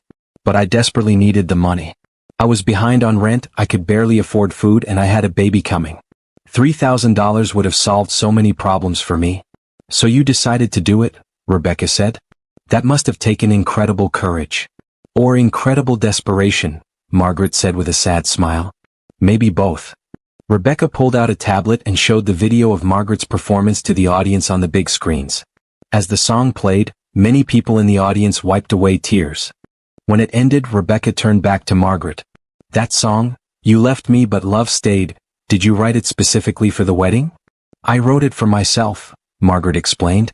"After I accepted the job, I kept having these lyrics and melodies running through my mind. I think it was my way of processing all the pain and anger and hurt. I never actually planned to perform it at the wedding. I was supposed to sing traditional love songs." "So what changed?" Rebecca asked. "What made you decide to sing your own song instead?" Margaret thought carefully about her answer. "I was standing on that stage watching Richard and Claire at the altar, and I realized something. Richard had hired me because he thought it would make him look powerful, like he'd moved on to bigger and better things while I stayed small and broken. He wanted to humiliate me. And you decided to flip the script," Rebecca said. "I decided to tell the truth," Margaret corrected. I wasn't trying to ruin his wedding or get revenge. I was just tired of protecting his lies. Tired of staying silent while he pretended to be a good man. So I sang the truth. And yes, it destroyed his wedding. But the truth has a way of doing that to lies. The audience erupted in applause. Many people stood up, cheering for Margaret. Rebecca waited for the applause to die down. Since the video went viral, there's been a lot of discussion online. Some people are calling you brave. Others are calling you vindictive. What do you say to people who think you were wrong to do what you did? Margaret looked directly at the camera. I understand why some people might see it that way. But I want to ask them this. If someone hurt you, abandoned you, and then tried to humiliate you, wouldn't you want to defend yourself? Wouldn't you want the truth to be known? I didn't do anything except tell my story through a song. If that made Richard look bad, maybe it's because his actions were bad. Rebecca nodded thoughtfully. Let's talk about Claire Stevens, Richard's bride. She walked away from the wedding after hearing your song. Have you spoken to her since that day? Margaret shook her head. No, I haven't. But I want her to know something. She looked at the camera again. Claire, if you're watching this, I'm sorry your wedding day ended that way. I never wanted to hurt you. But I also think I might have saved you from making a terrible mistake. You deserve someone who loves you for who you are, not for what you can do for their image. I hope you find that person someday. The audience applauded again and Rebecca smiled warmly. That's very gracious of you. Now let's talk about what happens next for you. You're 7 months pregnant, you've become an overnight sensation, and I understand you've received numerous job offers. What are your plans? Margaret rubbed her belly gently. First, I'm going to have this baby and be the best mother I can be. That's my priority.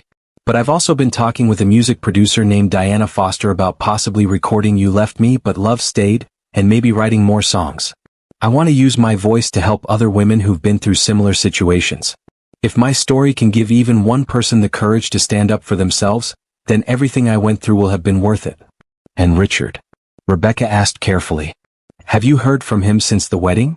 No, Margaret said. And I don't expect to. Richard made it clear that he wants nothing to do with me or this baby. And honestly, I'm okay with that now. I used to think I needed him, that my baby needed a father. But I've learned that it's better to have no father than to have one who doesn't truly love you. My child will be surrounded by people who genuinely care, my friend Vivian, my family, and hopefully a community of supporters who believe in second chances and new beginnings. Rebecca leaned forward, her expression serious and kind. Margaret, I want to read you something. Since we announced you'd be on the show, we've received over 10,000 messages from viewers. May I share a few? Margaret nodded, her eyes already filling with tears. Rebecca picked up some printed papers. This one is from Sarah in Texas. I was abandoned by my boyfriend when I got pregnant 3 years ago. I felt so ashamed and worthless. Watching Margaret's video made me realize I had nothing to be ashamed of. His actions were shameful, not mine. Thank you, Margaret, for showing me that. Margaret wiped her eyes as Rebecca continued. This is from James in New York. I'm a single father raising my daughter alone after her mother left us. Margaret's courage reminded me that telling the truth, even when it's painful, is the right thing to do. I'm going to teach my daughter to be brave like Margaret. Rebecca read several more messages, from women who'd been betrayed, from single parents struggling to survive, from young people learning about integrity and courage. By the end, both Margaret and many audience members were crying. You've touched so many lives, Rebecca said softly. How does that feel? Overwhelming, Margaret admitted. And humbling. I never set out to be anyone's hero. I was just trying to survive. But if my pain can somehow help others heal, then maybe it wasn't all for nothing. Rebecca reached across and squeezed Margaret's hand. Before we end, is there anything else you'd like to say? Margaret looked directly at the camera, thinking about all the people watching. The ones who'd been hurt, the ones who felt worthless, the ones who were struggling to find their voice. I want to say this, Margaret began, her voice strong and clear. If you've ever been told you're not good enough, not worthy enough, not valuable enough, those are lies. You are enough exactly as you are. And if someone can't see your worth, that's their failure, not yours. Don't let anyone make you small to make themselves feel big. Stand up. Speak your truth. And remember, you are loved. You are valued. You are enough. The audience erupted in thunderous applause. People were standing, crying, cheering. Rebecca had tears streaming down her face. Ladies and gentlemen, Rebecca said when the applause finally quieted, Margaret Williams. Thank you for your courage, your honesty, and your beautiful message of hope. That same day across the city, Richard Cole sat in his now former office at Cole Industries, packing his personal belongings into boxes. He had chosen option 1, resignation with severance, because he couldn't face the humiliation of being fired. His assistant knocked on the door. "Mr. Cole? There's someone here to see you. He says it's important." "I'm not seeing anyone," Richard said bitterly. But Marcus walked in anyway. Richard's old friend looked tired and disappointed. "I just watched Margaret's interview on The Morning Voice," Marcus said. "Millions of people watched it, Richard. And you know what? She was gracious. She didn't trash you. She didn't try to destroy you further. She simply told the truth with dignity." "What do you want, Marcus?" Richard asked, not looking up from his packing. "I want to know if you feel anything," Marcus said. "Remorse? Guilt? Regret? Anything at all?" Richard was quiet for a long moment. Then he said, "I regret hiring her for the wedding. That was a mistake." "That's all you regret?" Marcus asked, incredulous. "Not abandoning a pregnant woman? Not lying to Claire? Not treating people like they're disposable?" Richard slammed a box down on his desk. "What do you want me to say, Marcus? That I'm sorry? That I'm a terrible person? Fine. I'm sorry. I made mistakes. Are you happy now?" "I don't believe you," Marcus said quietly. "Because real sorry means you try to make things right. Have you reached out to Margaret? Have you offered to support your child? Have you done anything except feel sorry for yourself?" Richard said nothing. Marcus shook his head. "You know what the saddest part is? You had everything: success, money, respect, people who cared about you. And you threw it all away because you cared more about image than integrity. Margaret lost everything too, but she's rebuilding with dignity. You're just sitting here angry at the world for exposing what you really are." "Get out," Richard said coldly. Marcus walked to the door, then stopped. "I hope someday you figure out what actually matters in life, Richard. Before it's too late." Then he left. Richard stood alone in his office, surrounded by boxes and the ruins of his carefully constructed life. And for the first time, a tiny crack appeared in his armor of pride. A small voice in his head whispered, "What have I become?" But Richard pushed that voice away. He wasn't ready to face the truth about himself yet. Maybe he never would be. January arrived with cold winds and fresh snow. Margaret stood in a recording studio, headphones on, singing into a professional microphone for the first time in her life. Diana Foster, the music producer, listened from the control room with a smile on her face. When Margaret finished the take, Diana's voice came through the speakers. "That was perfect, Margaret. Absolutely perfect." Over the past 2 months, Margaret's life had transformed completely. The interview had led to more opportunities, speaking engagements, performances, and finally, this recording contract. Diana had helped Margaret record "You Left Me But Love Stayed" professionally, and the song was about to be released on all music platforms. But more importantly, Margaret felt different inside. She was no longer the broken woman who'd been abandoned. She was strong, confident, and ready for whatever came next. "How are you feeling?" Diana asked when Margaret came into the control room. Margaret rubbed her very large belly. She was 9 months pregnant now, due any day. "Excited, nervous, ready to meet this baby, and ready to release this song to the world?" Margaret nodded. "Yes, I think I am." The song would be released next week, with all proceeds going to a charity that supported single mothers. Margaret had insisted on that. She didn't want to profit from her pain, she wanted to transform it into something that helped others. That evening, Margaret returned to her apartment, except it wasn't the same tiny apartment anymore. With her earnings from performances and speaking engagements, she'd been able to move to a larger place with 2 bedrooms, so the baby could have a nursery. Vivian was there, putting final touches on the nursery they decorated together. Soft yellow walls, a white crib, stuffed animals, and children's books lined the shelves.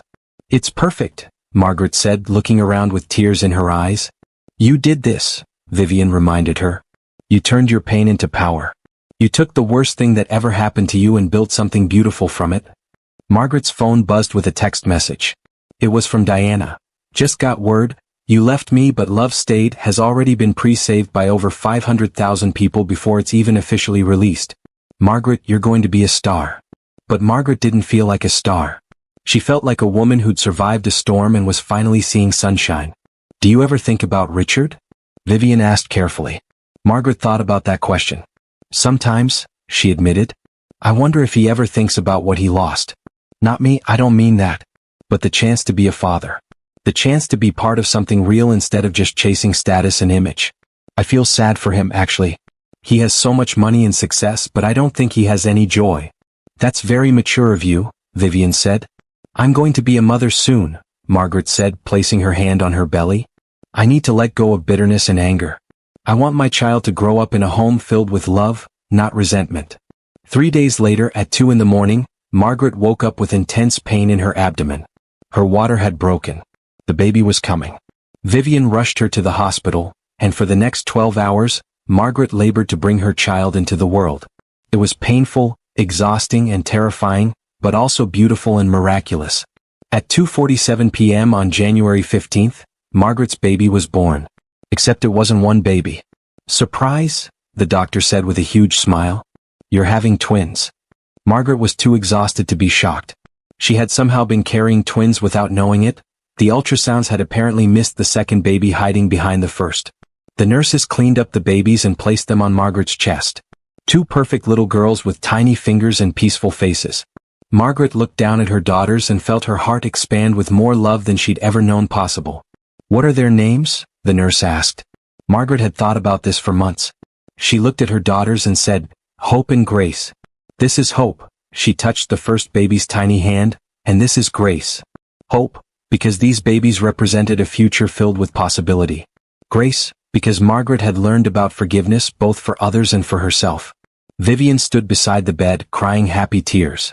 They're beautiful, Margaret. Absolutely beautiful. They are, Margaret agreed, unable to stop smiling. And they're mine. All mine. 1 week after Hope and Grace were born, You Left Me But Love Stayed was officially released. Within 24 hours, it had been streamed over 10 million times. Within a week, it hit #1 on multiple music charts. The song became an anthem, not just for abandoned women, but for anyone who had ever been told they weren't enough. Single mothers played it while they worked multiple jobs to support their children. Teenagers going through heartbreak found comfort in its lyrics. Survivors of all kinds of betrayal shared it on social media with their own stories. Margaret received messages from around the world. Your song helped me leave my abusive relationship. I played this at my wedding to remind myself that I'm marrying someone who truly values me. My daughter listens to this every morning before school to remind herself that she's enough.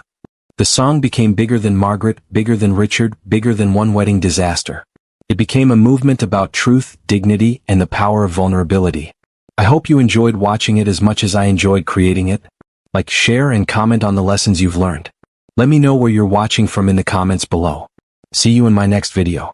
On their 10th wedding anniversary, Michael Turner stood in the candlelit restaurant he'd reserved months ago.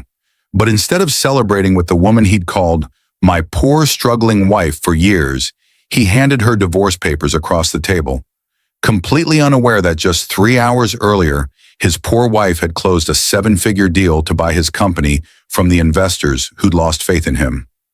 While Michael dismissed her as a failure who could barely afford her thrift store clothes, his wife had been secretly building an empire that now owned everything he'd worked for, and he divorced her that very night to marry his mistress, a woman who'd been spending his dwindling money on designer bags. But what his poor wife did when she walked into his office the following Monday as his new boss, the woman who now controlled his salary, his position, and his future, crushed him in ways he never imagined possible. How did the wife he'd abandoned acquire the money to buy his company? What had she been hiding behind those humble smiles and secondhand dresses? And when she stood before him as the one person who could destroy everything he had left, would she show mercy to the man who divorced her for another woman? Or would she make him pay for every moment he'd called her poor? Rachel Williams had learned early in her marriage that invisibility was a survival skill. She'd perfected the art of blending into the background of Michael's life, becoming the poor wife he barely noticed at company events, the woman whose contributions he credited to his own genius. Tonight, their 10th anniversary, she sat across from him at Marcello's, the upscale Italian restaurant where he'd proposed a decade ago, watching candlelight dance across his face as he straightened his tie, a nervous gesture she'd once found endearing. "Rachel, we need to talk." Michael's voice carried none of the warmth it had held when they'd started dating at Stanford. Back then, he'd been a brilliant computer science student with dreams of revolutionizing data security. She'd been pursuing her MBA, already showing the analytical mind that would later make her a ghost in the business world. Someone who could move through deals and negotiations without leaving fingerprints. She took a sip of water, her hands steady despite knowing what was coming. The private investigator's photos had been thorough. Michael and Jennifer Morrison, his vice president of marketing, entering hotels in 3 different cities over the past 8 months. Jennifer, with her highlighted hair and designer wardrobe, represented everything Michael had convinced Rachel she wasn't. Successful, polished, worthy of being seen. "I've been thinking about our future," Michael continued, reaching into his jacket pocket. Not for a gift, Rachel knew. She'd seen this scene play out in her mind for weeks, ever since she discovered his affair. "We've grown apart. You have your little hobbies, your volunteer work. But I need a partner who understands the pressures of running a company." Rachel almost smiled. Her little hobbies included serving on the advisory board of 3 Fortune 500 companies under a consulting LLC he knew nothing about. Her volunteer work was actually a network of strategic relationships she'd built over 8 years. Relationships with investors, entrepreneurs, and power brokers who valued her insights enough to pay her consultation fees he'd never seen because they went into accounts he didn't know existed. "I want a divorce." He slid the papers across the white tablecloth next to the untouched bruschetta. "I've already had my attorney draft everything. I think you'll find the terms more than fair." Rachel picked up the papers, scanning them with the same focused attention she'd used 3 hours ago when signing the acquisition documents for Turner Security Solutions. Michael's company, now her company, though he wouldn't know until the board meeting tomorrow. The divorce papers offered her $50,000 and the condo they'd bought when his company was still in its startup phase, before he'd moved into the executive house in the hills. He got everything else: the business, the investments, the properties. "Fair," she repeated softly, setting the papers down. She thought about the past 2 years, watching Michael's company struggle while he refused to listen to her suggestions, dismissed her background in business strategy, told their friends she didn't understand technology. She'd watched him make catastrophic decisions, alienate key clients, and drive away talented employees, while Jennifer Morrison encouraged every terrible choice because she knew nothing about running a business, only about running up his credit cards.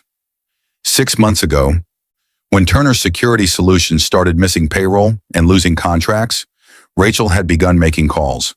Not to save Michael, but to save the 200 employees whose lives depended on the company's survival. She'd identified the structural problems, developed a turnaround strategy, and presented it anonymously through intermediaries to the venture capital firm that held majority shares. When Michael rejected the plan, too proud to admit his company needed saving, she'd made her move. The acquisition had taken 4 months to structure.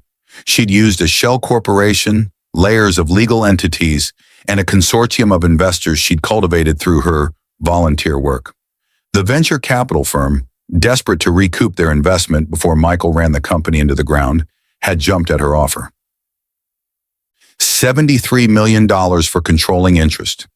Money she'd accumulated through a decade of invisible work, investments made under her maiden name, consultation fees Michael never knew about because he'd never asked about her days. "I've met someone," Michael said, and there was actually excitement in his voice. "Jennifer Morrison. She's been helping me through this difficult time. She understands the pressure I'm under, the weight of running a company." "Jennifer from marketing?" Rachel asked, injecting just enough surprise into her voice. She'd done her research on Jennifer too, a competent enough marketer who'd been fired from 2 previous companies for sleeping with married executives. Jennifer saw Michael as a meal ticket, not understanding that the meal was almost gone. His personal accounts were overdrawn, living off cash advances in the illusion of success. "She's brilliant," Michael said, and Rachel recognized the defensive tone. He knew Jennifer wasn't brilliant. He knew this was about ego, about being with a woman who looked good at company events and didn't ask difficult questions about quarterly reports. "We're planning to get married next month. Small ceremony. You understand." Rachel understood perfectly. She understood that Michael needed a new wife before people realized his company was failing, needed someone decorative to stand beside him while he pretended everything was fine. She understood that he'd convinced himself this was love when it was really just fear of being alone while his empire crumbled. I'll sign the papers, Rachel said quietly, pulling a pen from her purse. The same pen she'd used earlier to sign the acquisition documents. She watched Michael's face relax with relief, probably already mentally redecorating the condo with Jennifer's taste, planning their wedding, imagining his fresh start. She signed each page carefully, her signature neat and controlled. Rachel Williams, soon to be her only name again.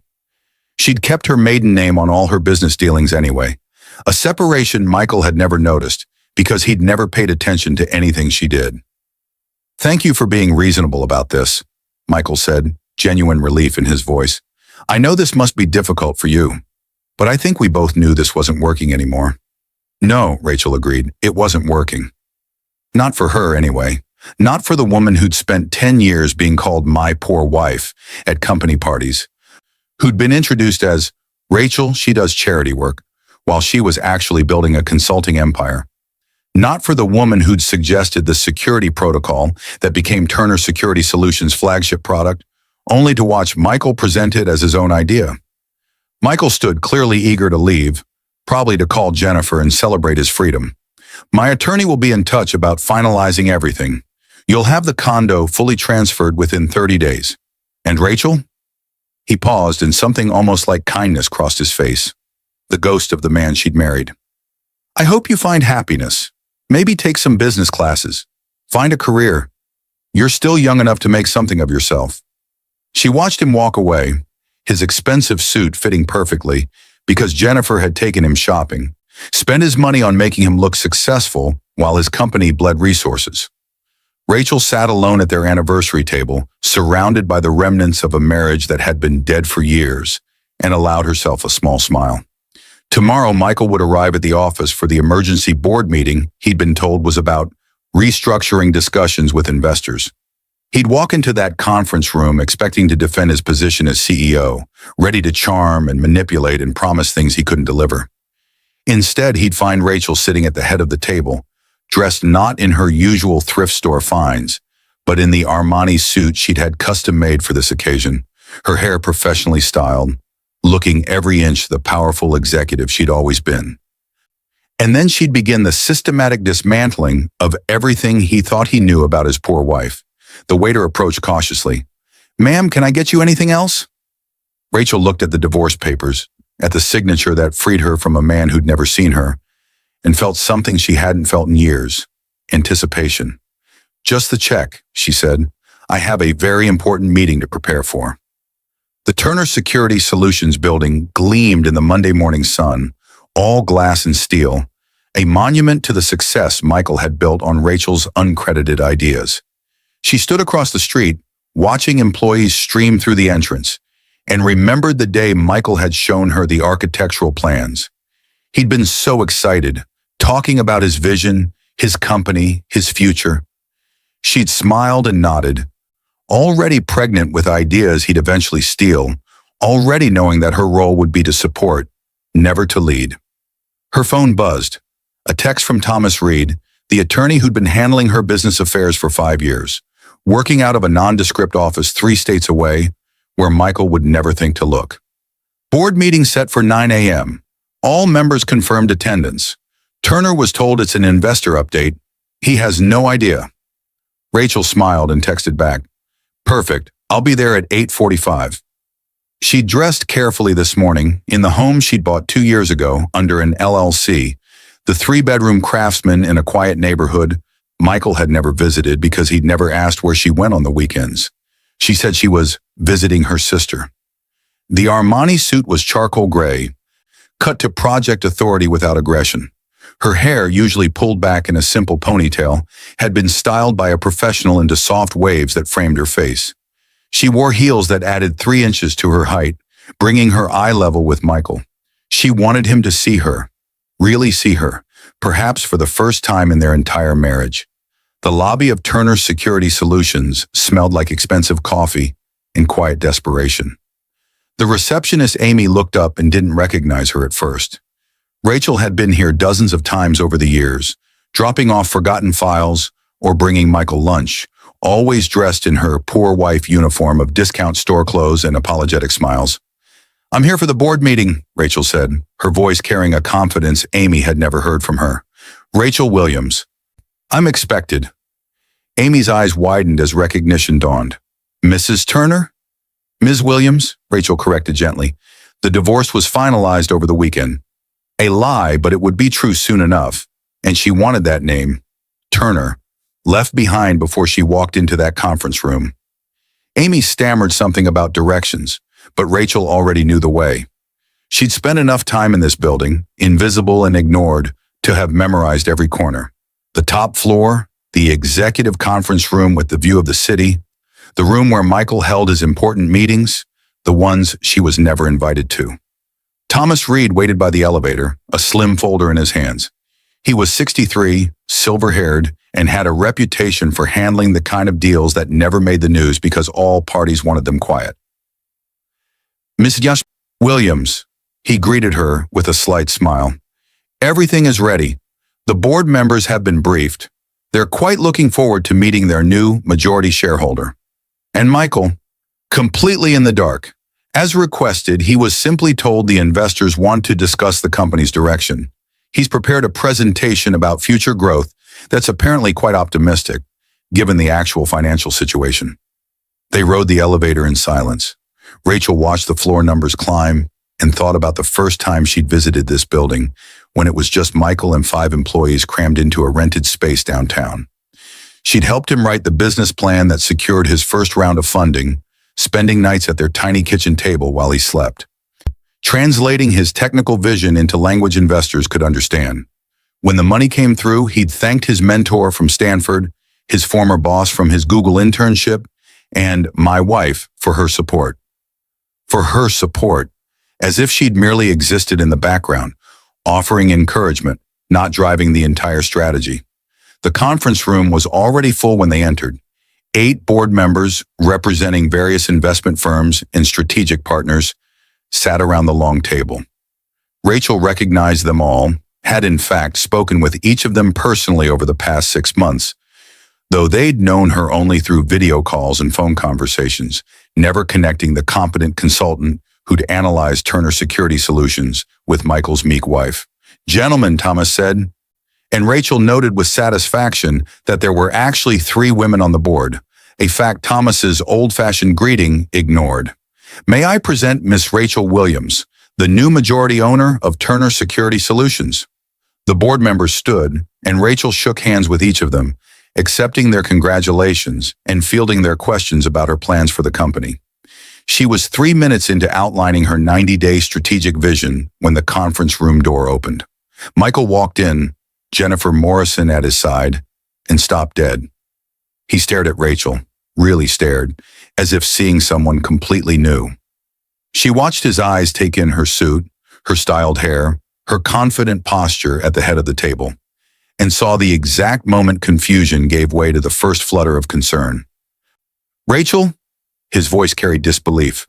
What are you doing here? Michael, she said calmly. Jennifer, please sit down. We have a lot to discuss. Jennifer at least had the sense to look nervous.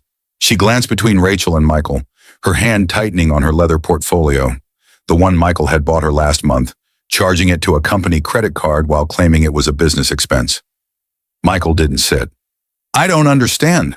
This is a board meeting, an investor meeting. You shouldn't be here. On the contrary, said Victoria Chen, one of the board members and a senior partner at the venture capital firm that had previously held majority shares. Ms. Williams should absolutely be here. As of Friday afternoon, she is the majority owner of this company. We're here to discuss the transition. Rachel watched Michael's face cycle through emotions.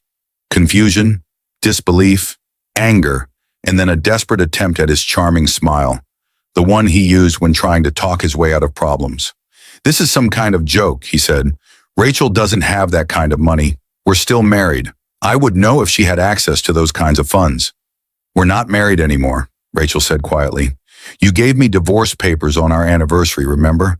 I signed them. And as for the money, I've had my own career for quite some time. You just never asked about it. She gestured to the empty chairs. Please sit down. We need to discuss your future with the company. Michael remained standing, his face flushing red. My future? This is my company. I built this from nothing. You can't buy your way into my business and think you can push me out.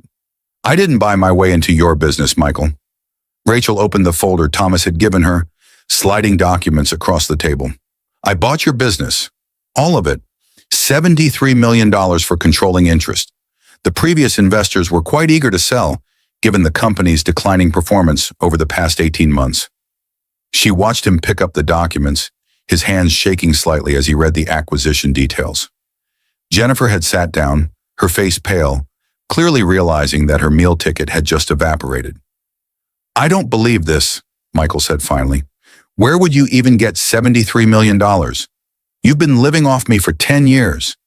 And there it was, the core of his delusion. Rachel had been waiting for this moment, preparing for it, and she found herself surprisingly calm as she destroyed the narrative he'd built about their marriage. Actually, Michael, you've been living off the reputation I built for you. Every major contract Turner Security Solutions won in the first 5 years came through connections I made. Every strategic decision that actually worked was based on analysis I provided. I've been consulting for tech companies since our second year of marriage, making 7 figures annually, all under my maiden name and through an LLC you knew nothing about. She pulled out another folder, this one thick with documents. I have the bank statements, the investment portfolios, the contracts and consultation fees. While you were telling people about your poor wife who needed your financial support, I was building an empire you never saw because you never looked. Michael's face had gone from red to white. He sank into the chair, staring at the evidence of a life that had existed parallel to their marriage, a life where Rachel Williams was exactly the powerful businesswoman he'd always claimed she could never be. Why? He asked finally. If you had all this, why stay? Why pretend? Rachel considered the question. It was fair in its way. At first, I thought we were partners. I thought we were building something together. By the time I realized you saw me as an accessory, not an equal, I'd invested too much to walk away. So I built my own success, kept it separate, and waited. Waited for what? For you to show me who you really were. She glanced at Jennifer, who'd been silent through the entire exchange. And you did. On our 10th anniversary, you handed me divorce papers so you could marry your mistress. That's when I knew it was time to stop protecting you from yourself. Thomas Reed cleared his throat. Ms. Williams has asked me to present you with several options for your future role in the company, Mr. Turner. Given your behavior and the company's current financial difficulties under your leadership, she's being remarkably generous. Michael's laugh was bitter. Generous? She stole my company. I saved your company, Rachel corrected. Turner Security Solutions was 6 months from bankruptcy. You've been covering payroll with cash advances and borrowed funds. 3 major clients terminated their contracts last quarter because of poor service delivery. Employee morale is at an all-time low. If I hadn't intervened, there would be nothing left to fight over. She slid another document across the table. Here are your options. Option 1, you remain as Chief Technology Officer, reporting to the new CEO I'm bringing in. Salary of $250,000 annually. No equity, no decision-making authority beyond your specific technical projects. You focus on what you're actually good at, developing security protocols, and leave the business strategy to people who understand it. Michael stared at the document but didn't touch it. Option 2, Rachel continued, you take a generous severance package, $2 million, and resign immediately. You leave the company, sign a non-compete agreement, and we part ways. You'll have enough money to start over, and enough of a reputation in the industry to land on your feet somewhere else. And option 3? Michael's voice was hoarse. There is no option 3. You either stay in a reduced capacity or you leave. Those are your choices. Rachel kept her voice even, professional. She'd won, but she took no pleasure in his devastation. This wasn't about revenge. It was about justice, about correction, about making sure he understood the consequences of his choices. Jennifer finally spoke up, her voice small. What about me? Rachel turned to her, seeing not a threat but a foolish woman who'd mistaken corporate money for personal wealth. You're fired, Ms. Morrison, effective immediately. Your affair with the CEO created a hostile work environment and violated company ethics policies. You'll receive 2 weeks severance and a neutral reference. I suggest you find employment elsewhere."